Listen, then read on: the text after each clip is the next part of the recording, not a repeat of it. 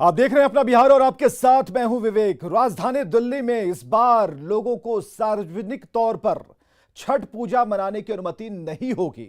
दिल्ली आपदा प्रबंधन प्राधिकरण यानी कि डीडीएमए की ओर से यह रोक लगाई गई है और इस फैसले के मुताबिक सार्वजनिक स्थानों पर मंदिर में छठ पूजा का आयोजन नहीं होगा। इस पर पूर्णतः पाबंदी रहेगी और इस निर्देश के बाद संभावना है कि छठ पूजा के लिए लोग बिहार का रुख करेंगे, लिहाजा सावधानी जरूरी है।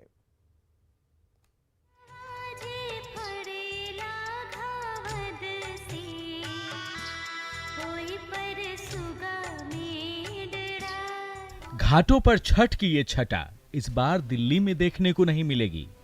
दिल्ली के घाटों पर लोग भगवान भास्कर की आराधना नहीं कर पाएंगे, क्योंकि राजधानी दिल्ली में इस बार भी लोगों को सार्वजनिक तौर पर छठ मनाने की अनुमति नहीं होगी। दिल्ली आपदा प्रबंधन प्राधिकरण यानी डीडीएमए ने कोरोना के खतरे को देखते हुए एहतियातन ये रोक लगाई है। इस वक्त हम दिल्ली के आईटीओ छठ पूजा घाट पर खड़े हैं। दिल्ली में इस साल भी कोरोना महामारी के चलते सार्वजनिक स्थानों पर छठ पूजा नहीं होगी। दिल्ली सरकार की तरफ से ये फैसला हुआ है, डीडीएमए ने ये फैसला किया है, जिसके बाद लोगों में भी काफ़ी निराशा देखने को मिलती है। जो लोग बिहार के रहने वाले हैं, दिल्ली में रहते हैं, यहाँ पर आईटीओ के इस छठ पूजा घाट पर आते थे, यहाँ पर छठ का पर्व मनाते थे, उन्हें भी काफ़ी निराशा हाथ लगी है। दरअसल त्योहारों के सीजन में संक्रमण के फैलने की आशंका बढ़ जाती है। ऐसे में सार्वजनिक जगहों पर पूजा करने का जोखिम नहीं लिया जा सकता। इस फैसले के पीछे यही तर्क दिया जा रहा है। इस फैसले के बाद पटना के लोगों में मिली जुली प्रतिक्रिया है।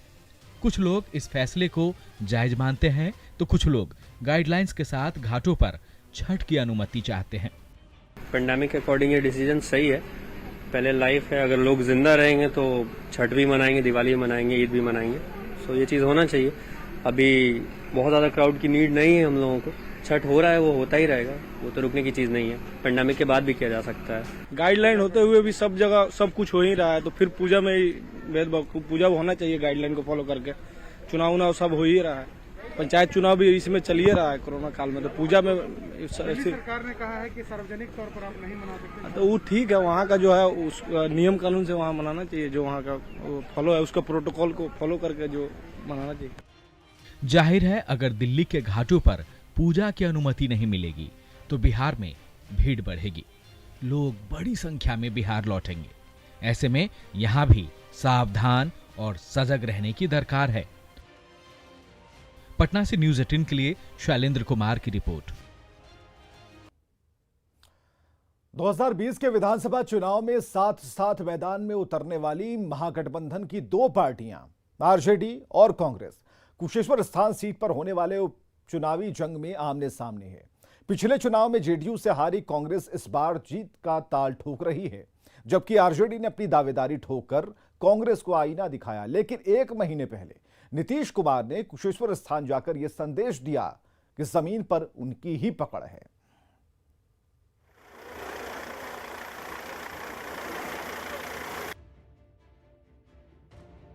ये तस्वीर 1 सितंबर की है, जब पानी से घिरे कुशेश्वर स्थान के हालात का जायजा लेने सीएम नीतीश कुमार पहुंचे थे।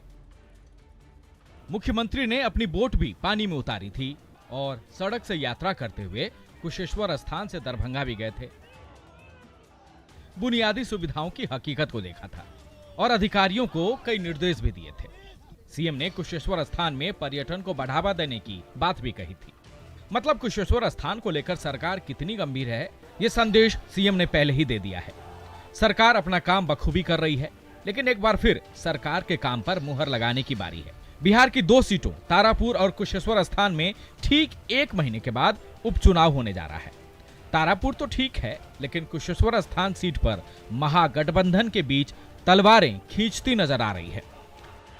आरजेडी और कांग्रेस दोनों आमने सामने दिखाई दे रहे हैं। चूंकि पिछली बार महागठबंधन खेमे से कांग्रेस मैदान में थी, लिहाजा इस बार भी कांग्रेस दावा ठोक रही है, जबकि आरजेडी इस बार दोनों सीटों पर अपनी दावेदारी पेश कर रही है। कांग्रेस का हक है उस सीट पर और वो सीट हम जीत सकते हैं, लेकिन उसको दोबारा एसेटेन करने के लिए हम टीम भेजे हैं, वहाँ पे देखा जाए, क्योंकि कोई लाइट डिसीजन हम लेना नहीं चाहते हैं। मजबूत से डिसीजन करेंगे। गठबंधन मजबूत से लड़ेगा। गठबंधन के सभी घटक के लोग वहाँ जाएंगे, कैंपेन करेंगे, प्रचार करेंगे। लोग तो मजबूत है ही हैं, लेकिन ऐसे मजबूती नहीं है कि हम सब सीट पर लड़े। हम तो बिहार में 70 सीट कांग्रेस को दिए, हमने वामपंथी को 20 सीट दिया।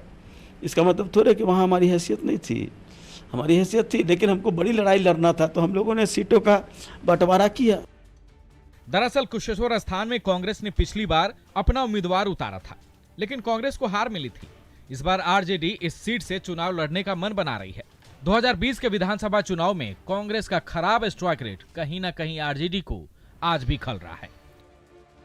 दिल्ली से अमितेश कुमार की रिपोर्ट। इधर पंचायत चुनाव के बीच नालंदा से 1000 कारतूस बरामद किए गए हैं और साथ ही 3 तस्करों को गिरफ्तार किया गया है। एसटीएफ को राजगीर में हथियारों की डिलीवरी की खबर मिली। इसके बाद छापेमारी हुई और तस्करों के पास से कारतूस के साथ पिस्टल, मैगजीन और 3,70,000 कैश बरामद किए गए।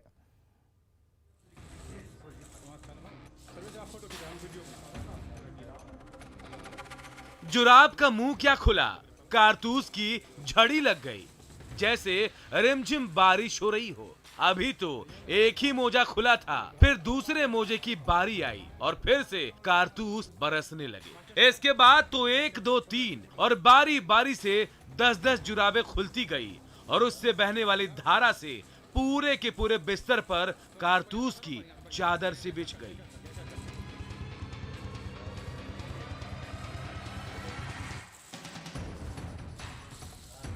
कारतूसों का ये जखीरा खूंखार अपराधियों तक पहुंचता तो पटना से लेकर नालंदा तक खून की नदी बह जाती। लेकिन बिहार एसटीएफ ने समय रहते कारतूसों से भरे मोजों के साथ कारतूस के सौदागर को धर दबोचा। औरंगाबाद के अवैध गन फैक्ट्री में तैयार खतरनाक कारतूसों का ये खजाना राजगीर के कुछ अपराधियों ने मंगाया था। उसकी डिलीवरी देने के लिए ये दोनों तस्कर राजगीर पहुंचे थे। होटल के कमरे में खरीदार का इंतजार कर रहे थे, लेकिन इससे पहले ही गुप्त सूचना के आधार पर बिहार एसटीएफ ने धावा बोल दिया और फिर जैसे जैसे जुराबें खोली वैसे वैसे पूरा बिस्तर ही कारतूसों से ढक गया। इन तस्करों के पास से 1000 कारतूस, मैगजीन और 2 पिस्टल जब्त की गई है। बिहार में पंचायत चुनाव के अभी 2 चरण ही गुजरे हैं। आने वाले दिनों में कई और जिलों और प्रखंडों में वोट डाले जाने हैं। ऐसे समय में हथियारों और कारतूसों की बढ़ती आमद रफ्त ने सुरक्षा एजेंसियों के कान खड़े कर दिए हैं। संजय कुमार, न्यूज़ 18, पटना। इधर पटना में कोरोना जांच की फर्जी आरटीपीसीआर रिपोर्ट बनाने के मामले में राजा बाजार में स्वास्थ्य विभाग ने बड़ी कार्रवाई की है। स्वास्थ्य विभाग की टीम ने प्लाज्मा डायग्नोस्टिक्स को सील कर दिया है। कोरोना जांच का लाइसेंस नहीं होने के बावजूद यह पैथोलॉजी सेंटर फर्जी तरीके से हवाई यात्रा करने वाले यात्रियों के लिए आरटीपीसीआर नेगेटिव रिपोर्ट बनाता था।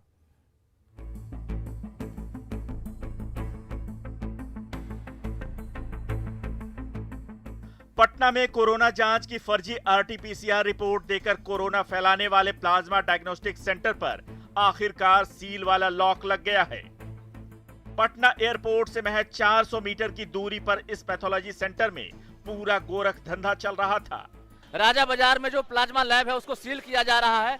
जिला प्रशासन के साथ साथ जो स्वास्थ्य विभाग के अधिकारी हैं और शास्त्री नगर थाना के एसएचओ हैं वो सील करने के लिए यहाँ पहुंचे हैं। पूरी प्रक्रिया की जा रही है। आप देखिए यहाँ पर इस वक्त की जो लैब है इस पर आरोप लगा था कि 2000 रुपये लेकर फर्जी कोरोना रिपोर्ट बनाया जाता है। देखिए यही वो लैब है और इसके अंदर आपको हम बताएं कि चश्मा की दुकान है। कहने के लिए ये जो कोरोना टेस्ट यहाँ पर होता है, लेकिन ये चश्मे की दुकान है। और देखिए इसके अंदर जो गोरख धंधा चल रहा था उसका कल ही खुलासा हुआ है। चौंकाने वाली बात यह है कि राजा बाजार स्थित इस प्लाज्मा जांच घर के पास कोरोना जांच का लाइसेंस भी नहीं था। बावजूद इसके ये पैथोलॉजी सेंटर लंबे समय से एयरपोर्ट अथॉरिटी को गुमराह कर रहा था। ये लोग जांच कराने का इनके पास तो कोई अपना सिस्टम है नहीं, तो हर सरल लैब है, सरल लैब। अंदर में आरटीपीसीआर मशीन है क्या? नहीं, चश्मा की दुकान है ये। हाँ, फर्जीवाड़ा तो हो रहा है देखने से ही। ऊपर में लैब है। प्लाज्मा लैब को सील करने के साथ ही इसके 2 स्टाफ को भी गिरफ्तार कर लिया गया है। ये पैथोलॉजी सेंटर बाकायदा पटना एयरपोर्ट पर अपने दलाल रखता था, जो बिना RT-PCR रिपोर्ट के एयरपोर्ट पहुंचे यात्रियों को फंसाता था और 2000 रुपए लेकर चंद मिनटों में उसे फर्जी नेगेटिव रिपोर्ट थमा देता था, जिससे यात्री एयरपोर्ट अथॉरिटी की आंखों में धूल झोंककर मजे से हवाई सफर कर लेते थे। इनके ऊपर जो आरोप था कि RT-PCR की जो जांच रिपोर्ट है वो सही नहीं है, नकली है और वो नकली रिपोर्ट बनाकर बेचते हैं। उसी सिलसिले में कल छापामारी हुई, ये पकड़े गए हैं। इनके ऊपर जो आरोप था वो सिद्ध हुआ है और आज इनके दुकान का और ये प्लाज्मा डायग्नोस्टिक को सील किया जा रहा है। फर्जीवाड़ा हो रहा था, गोरखधंधा हो रहा था। बिल्कुल हो रहा था। तो यही वो लैब है जहां पर रिपोर्ट तैयार किया जाता था और उसके साथ साथ आम लोगों को गुमराह किया जाता था, साथ ही एयरपोर्ट अथॉरिटी को भी गुमराह किया जाता था। जिसके बाद जिला प्रशासन ने टीम गठित की है और छापेमारी के बाद ये खुलासा हुआ है कि जो प्लाज्मा लैब है ये गोरखधंधा कर रहा था और यहाँ पर फर्जी रिपोर्ट बन रहा था। रजनीश कुमार, न्यूज़ 18 पटना। बिहार में कल से बालू खनन की शुरुआत होगी। आज के बाद खनन पर एनजीटी की रोक खत्म हो जाएगी और इसके बाद 8 जिलों में खनन की शुरुआत हो जाएगी। हालांकि पटना, भोजपुर, सारण, औरंगाबाद, रोहतास और गया में बालू का खनन अभी भी बंद रहेगा। वहां रोक हटने के बाद नवादा, किशनगंज, वैशाली, बांका, मधेपुरा, बेतिया, बक्सर और अरवल में खनन का काम शुरू हो सकेगा। बिहार में शुक्रवार से बालू खनन की शुरुआत होगी। 30 सितंबर के बाद खनन पर एनजीटी की रोक खत्म हो जाएगी, जिसके बाद 8 जिलों में खनन की शुरुआत हो जाएगी।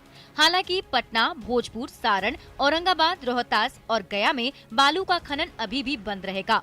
वहीं रोक हटने के बाद नवादा, किशनगंज, वैशाली, बांका, मधेपुरा, बेतिया, बक्सर और अरवल में खनन का कार्य शुरू होगा। बता दें कि हर साल एनजीटी 1 जुलाई से खनन पर रोक लगा देती है, जिसके बाद 1 अक्टूबर को रोक हटाकर खनन कार्य की शुरुआत की जाती है। हालांकि पटना सहित 5 जिलों में इस बार खनन कंपनी ब्रॉडसन ने खनन करने से इनकार कर दिया था, जिसके बाद 1 मई से ही खनन का कार्य बंद है। बता दें कि एनजीटी हर साल बालू के खनन पर 1 जुलाई से रोक लगाती है और 1 अक्टूबर से रोक हटने के बाद खनन का काम फिर से शुरू हो जाता है। और खबर पूर्वी चंपारण के सुगौली से, जहां अश्लील हरकत के आरोप में आईटी सहायक की महिला विकास मित्रों ने जमकर पिटाई कर दी। महिलाओं ने सुगौली अंचल कार्यालय में ही घुसकर आईटी सहायक ओम प्रकाश गुप्ता की जमकर धुनाई की और इस दौरान पुलिस भी वहां मौजूद रही, लेकिन महिलाओं के आगे पुलिस की कुछ ना चली। तो महिलाओं का आरोप है कि पंचायत से जुड़े कार्यों को लेकर अक्सर उन्हें आरटीपीएस कार्यालय आना जाना पड़ता है और इसी दौरान आरोपी आईटी सहायक अश्लील हरकत करते हैं। महिलाओं का गुस्सा तब 7वें आसमान पर जा पहुंचा जब इस शख्स का महिला विकास मित्र से फोन पर प्यार जताने और अश्लील बात करने का ऑडियो वायरल हो गया। इस पूरे मामले में डीएम ने जांच कराकर कार्रवाई की बात कही है की जांच पड़ताल की जाएगी और नियमानुसार जांचोपरांत जो कार्रवाई है वो हम करेंगे। अभी कोविड की एक मीटिंग है, उसके बाद जो है हम इस विषय पर जो है समीक्षा भी कर लेंगे। 2 अक्टूबर को महात्मा गांधी की जयंती के मौके पर देश भर में खादी को बढ़ावा देने के लिए पीएम मोदी ने मन की बात में यह अपील की थी कि सभी बीजेपी के नेता और कार्यकर्ता 2 अक्टूबर को खादी से बने कपड़े पहने और उसकी खरीदारी करें। पीएम मोदी के इस अपील को देखते हुए बिहार बीजेपी के नेताओं ने तैयारी शुरू कर दी है। प्रधानमंत्री नरेंद्र मोदी की अपील के बाद अब बीजेपी के नेता और कार्यकर्ता खादी की दुकान पहुंच रहे हैं। यह तस्वीर हम पटना के खादी मॉल की दिखा रहे हैं, जहां पर बीजेपी के लोग अच्छी खासी संख्या में यहां पहुंचे हैं और खरीदारी भी कर रहे हैं। किसी ने कुर्ता खरीदा है, किसी ने खादी ग्रामोद्योग में बने जूते खरीदा है, किसी ने गमछा खरीदा है। तो ये 2 अक्टूबर महात्मा गांधी की जयंती को लेकर के एक बड़ी तैयारी बीजेपी की चल रही है। माननीय प्रधानमंत्री जी ने खादी को इस देश में पुनः एक बार आंदोलन बनाया है और हर एक लोग को खादी अपनाना चाहिए। खादी स्वदेशी है, हम स्वदेशी अपनाएं, हम देश को आगे बढ़ाएं और ये खादी स्वतंत्रता का प्रतीक है। खादी वस्त्र मात्र वस्त्र नहीं है, एक विचारधारा भी है। यह स्वदेश से, स्वतंत्रता संग्राम आंदोलन से और राष्ट्रीयता से जुड़ा विषय है। गांधी जी की जयंती पर हम पूरे भारत के लोगों से अनुरोध करूंगा कि सभी लोग गांधी जी की जयंती पर जो है सो मैंने कुछ परचेज करें, खरीदें और मैंने इसको जो है सो हमारे प्रिय प्रधानमंत्री नरेंद्र मोदी जी के सपना को साकार करें। 2 अक्टूबर पर खादी की बिक्री बढ़ जाती है। ऐसे परिप्रेक्ष्य में हम लोगों ने हर तरह के खादी कपड़ों का यहाँ अरेंज करके रखा है। ग्राम उद्योगी सामान हो चाहे खादी, हर तरह की एबिलिटी यहाँ है। 2 अक्टूबर से लोग ज्यादा खरीदारी करने आएंगे, इसका ध्यान में रखकर सारी चीजों की हमने व्यवस्था की है। आप कहाँ रहते हैं? कैलिफोर्निया में। यहाँ आपने आज खादी खरीदा है, इसके पहले खादी के बारे में आप जानते थे? नहीं, कभी नहीं। कैसा लगा? बहुत अच्छा लगा एक्चुअली। बहुत सॉफ्ट और स्ट्रॉन्ग मटेरियल है, तो यंग को बहुत आरामदेह भी देता है और सिंस ये गांधी जी से जुड़ा है थोड़ा सा हमको अच्छा भी लगता है, इसलिए ही fought for our freedom. PM Modi के अपील के बाद अब बीजेपी के नेता और कार्यकर्ता इस तरीके के जितने भी खादी के दुकान हैं जहां पर खादी से संबंधित जो प्रोडक्ट बेचे जाते हैं वहां पर खरीद रहे हैं और एक कहीं न कहीं संदेश देने की भी कोशिश है कि खादी सिर्फ एक वस्त्र नहीं बल्कि एक विचारधारा भी है। कैमरा पर्सन मनीष जुनेजा के साथ शैलेंद्र, न्यूज 18 पटना। बिहार ने आज 2 वीर सपूतों को नम आंखों से विदाई दी। नक्सली हमले में शहीद राजेश कुमार राय और जवान धर्मेंद्र कुमार की अंतिम यात्रा में लोगों का जनसैलाब उमड़ पड़ा। शहीदों की कुर्बानी पर हर किसी की आंखें नम थी और साथ ही शहादत पर गर्व था।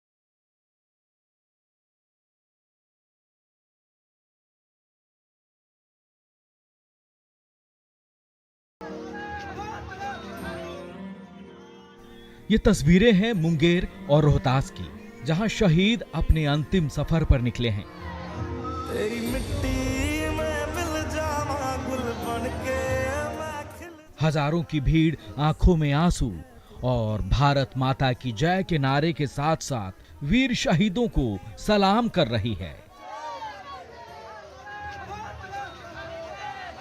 झारखंड के लातेहार में नक्सली हमले में शहीद जैगवार के डिप्टी कमांडेंट राजेश कुमार राय की आखिरी झलक पाने के लिए जन सैलाब उमड़ पड़ा है।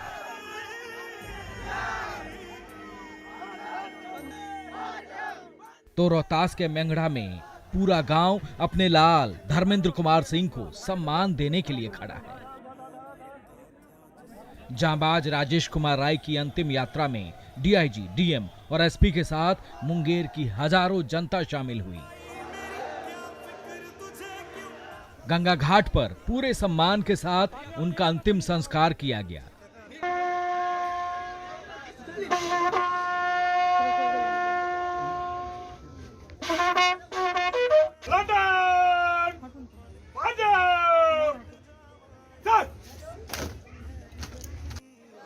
राजेश की कुर्बानी पर हर किसी की आंखें नम है, तो शहादत पर लोगों का सीना गर्व से चौड़ा भी हो रहा है।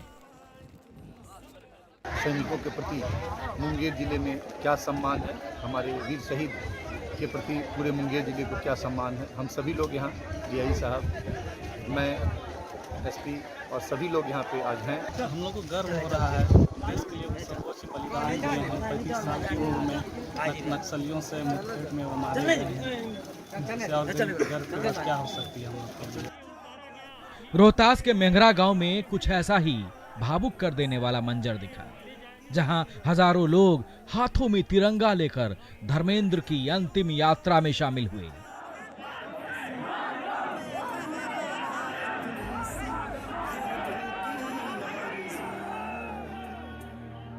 धर्मेंद्र की जम्मू कश्मीर के कुपवाड़ा में सड़क हादसे में मौत हो गई थी। बिहार ने आज अपने 2 जांबाज को आखिरी विदाई दी। देश की सेवा में अपनी जान न्योछावर करने वाले इन अमर सपूतों को नमन। न्यूज 18 के लिए मुंगेर से अरुण कुमार और रोहतास से अजित कुमार की रिपोर्ट।